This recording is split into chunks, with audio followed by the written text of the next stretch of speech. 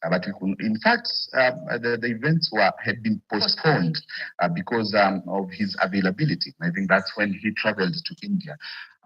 So he has been, just as you have put it, he has been in the Kenyan politics an enigma in this Republic of Kenya. And you've asked a question about AU.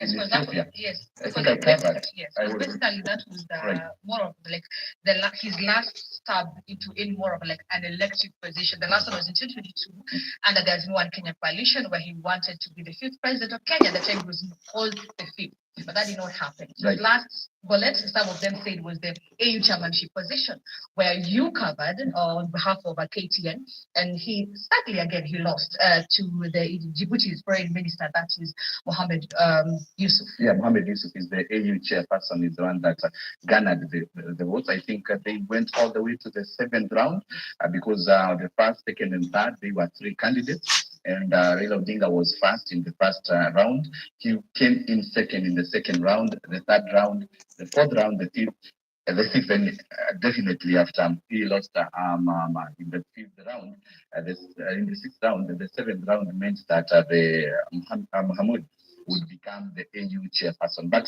during the coverage, you could say that this was not only a Kenyan leader, this was an African statesman, as they put it, because most of them, if you could be keen with the votes, you would realize that they were just having a difference of like 2 or 3 votes, meaning that the Kenyan delegation led by President William Ruto had managed to rally so many countries behind Raila Odiinga. And during that election, the AU chairmanship election, Raila Odiinga had really crisscrossed most of the countries in Africa pushing to be elected. And that just came some 2 years after he vied for the presidency here in Kenya in 2022, and he was facing President William Ruto, the incumbent, and was being backed by President Uhuru Kenyatta, rather, the former president. And that simply means that Raila Odiinga knows even the Kenyan politics inside, outside, as we put it. Yeah. So I think there's a lot to talk about Raila Odiinga. I know, and currently right now, someone may actually start to wonder how the Kenyan politics will be moving forward, because you cannot mention Kenyan politics without mentioning Raila Odiinga, because in most cases, he has made the headlines, all the talks politics of Kenya. So it's really even sad that on a day like this you can stand up and see that Raila Odiinga. Sasa ndio tutajua those questions of the politics of Kenya, the dynamics of the tutajua sasa the dynamics of the Kenyan Ruto atakuwa anachipiga kifua na nani. And by the way, kila mtu mwenye amejiunga na hii serikali ya Ruto, ukiangalia viongozi wengi wa ODM wamekufa sana. Viongozi wengi wa ODM wamekufa sana tangu watengeneza hii broad based. Unaona viongozi wengi wamekufa sana wa ODM. It's like there is somebody who was targeting to finish the opposition completely. Ai, ona sasa. Alisema atapeleka pondo, sijui nini pondo. Angalia sasa, mzee ameenda. Yeyote anayejiunga na uongozi wa huyu jamaa lazima wananyolewa kunyolewa. Wananyolewa kunyolewa. Ona sasa Raila is dead. Raila Odiinga is dead. Sasa tutajua 2027 Ruto atajipiga kifua na nani? One term. Ona one term. One term.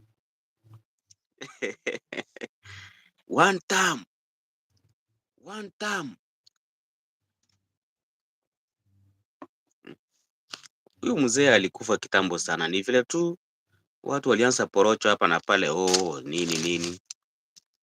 Mzee alienda kitambo sana. Raila alikufa kitambo sana. Ni vile watu hawataki kuongea ukweli.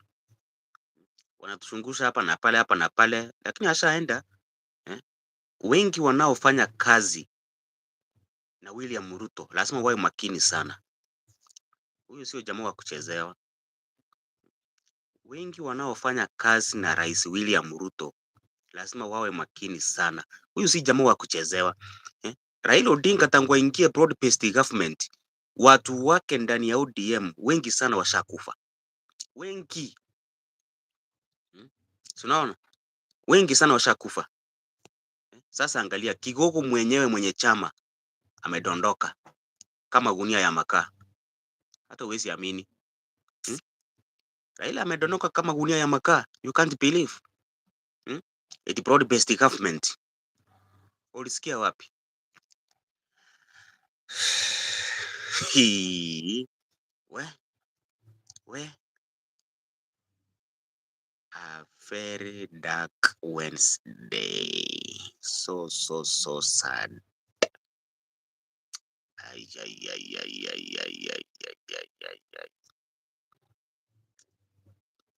Raila Odinga amekuwa bloka wa siasa Kenya hii.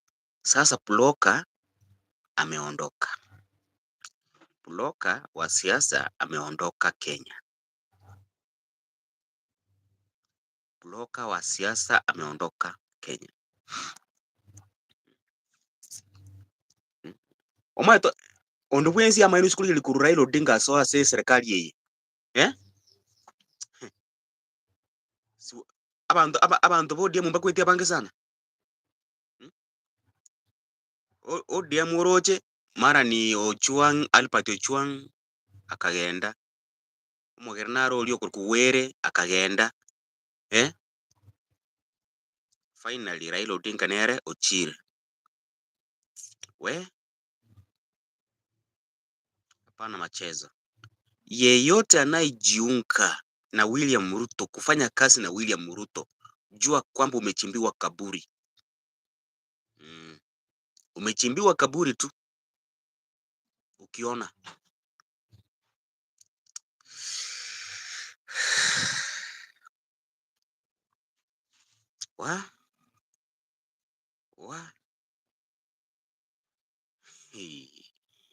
Unbelievable. Unbelievable.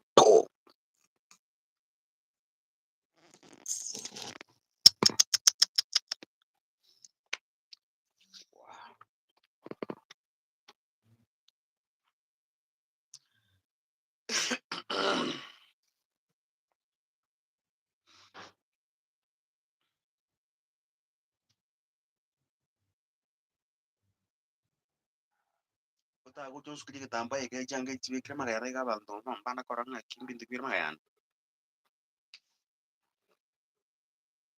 itu kocak.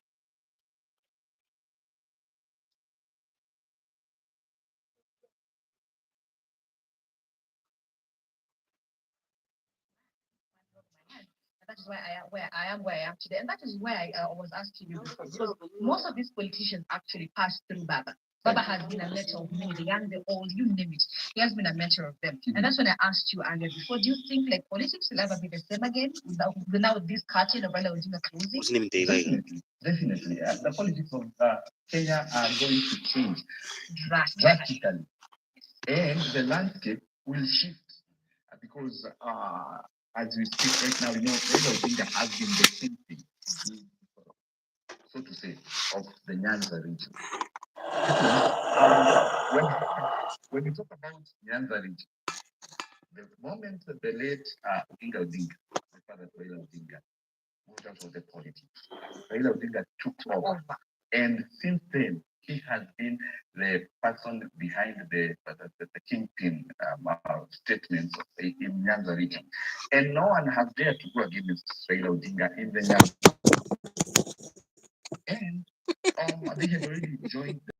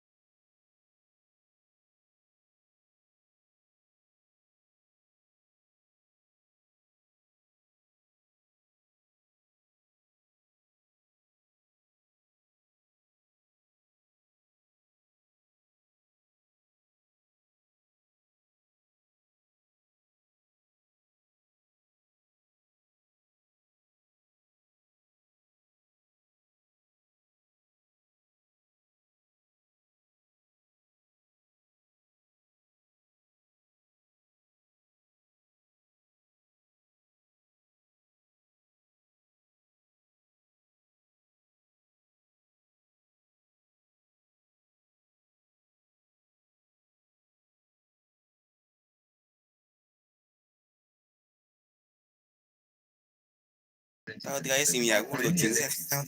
Now, if you are hiding behind Baba, you have to think through of how you are going to go about it. And again, anyone seeking to be the president, whether it is Rigathi Gachagua, whether it is Kalonzo Musyoka, whether it is the incumbent president, even they will have to think through of how now they are going to. They have to go back to the drawing board. That is a fact, and it cannot be ignored in the Kenyan politics. So I believe that the Kenyan politics will definitely change, and it's something that cannot avoid to say that it's going to change the Kenyan politics. All right, as a political reporter, I cannot even be stand to believe how the politics in Kenya are going to be moving forward. But you cannot mention Raila Odiinga without remembering January 30th, 2018, where he was sworn in as the people's president. Take a look. Na siku iliyokuwa ikisubiriwa na wengi kwa hamu na hamu iliwadia.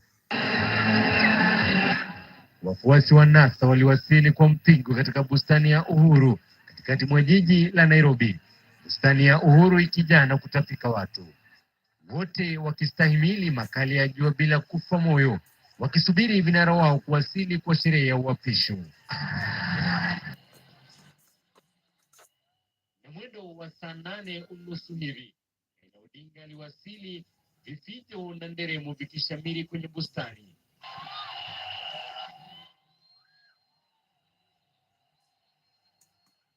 Nyuma yake walitarajiwa vinara wenza Kalonzo Musyoka, Musalia Mudavadi na Moses Wetangula, lakini wapi, ikasalia gumzo katika ndimi za watu. Hawakujulikana walikokuwa. Raila Odiinga akisalia tu na wafuasi wake sugu, hususan kutoka upande wa ODM. Gavana wa Mombasa Ali Hassan Joho, Senator James Orengo, miongoni mwa vigogo wengine. Na muda wa kula kiapo uliwadia. Mbunge wa Ruaraka ambaye pia ni wakili Tom Kajwang akiongoza hafla ya kumlisha kiapo Raila Odiinga.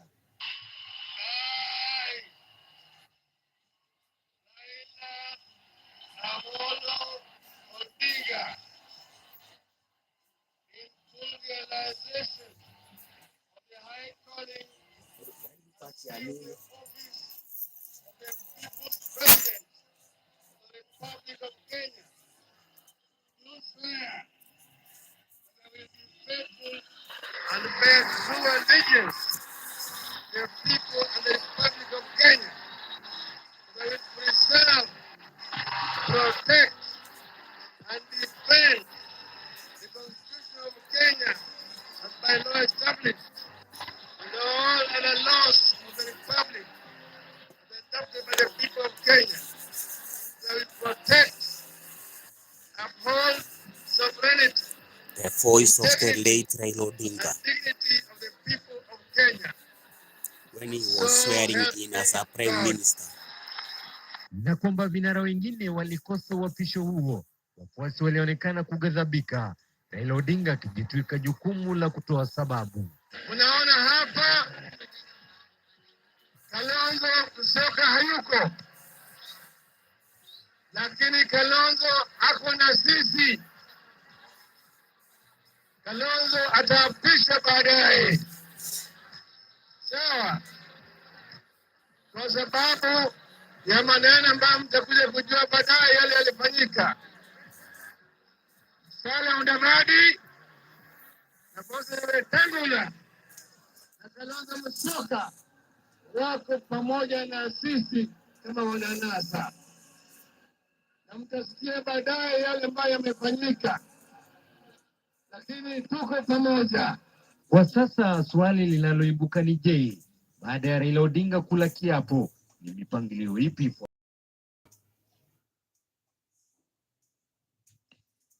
Currently, there you have it. He was a man who was known for making history, all right? Right.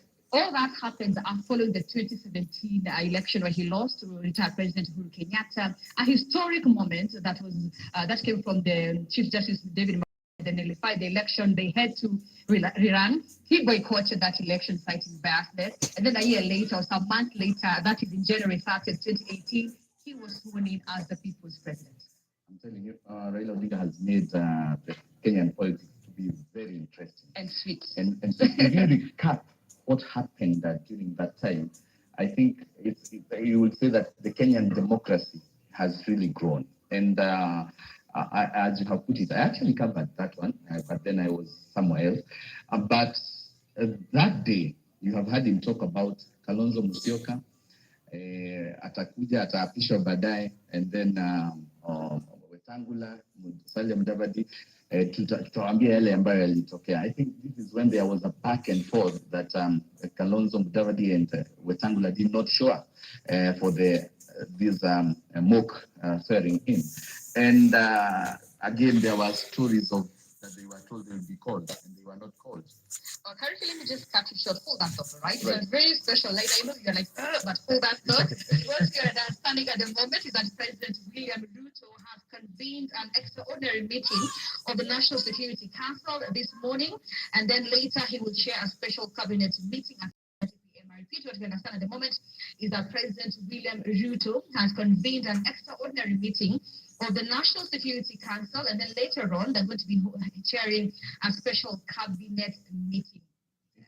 It was going to happen. It is going to happen. You know, he has been in government for quite some time, Raila Odiinga, and he has been the backbone of most of the decisions that have been made by the government. As I told you, I think 2013 to now is when he has not been in government. Like you can directly. He has been in government indirectly. So President William Ruto having to convene a cabinet meeting simply means that they are going to be discussing on how they are going to this you can expect it's going to be a state thing. Yes. So definitely they have to start starting and come up with a committee that is going to try and come up with maybe the program and the schedule and what is expected. So this is going to be organized. I think it's going to be organized by the government. But he has to be put directly. After all the sacrifices that Baba has made, he has made so many sacrifices. Right. He deserves a decent like, he really does. The man deserves. He has done so much for this country, both politics. He's actually, as you said earlier, he's not just a Baba of Kenya. Right. He is a Baba of Africa. Yeah. And then you have, as you have put it, also he has convened a national security meeting. You know, also this involves the national security. You know, he's a former prime minister and he's also a former member of parliament. He's a former minister. He's a person who has been in government for quite some time, and that's the reason the national security definitely has to be involved in the plan to in what happens next. And also, we expect his body to be arriving in the country. So we also definitely will hear from the president on the plans and how and when the body is going to be arriving in the country from India, where he passed on, so that at least we can hear what the plans for his burial are going to be. Yeah. And just like you have put it, also the president, I believe, is going to be addressing the nation.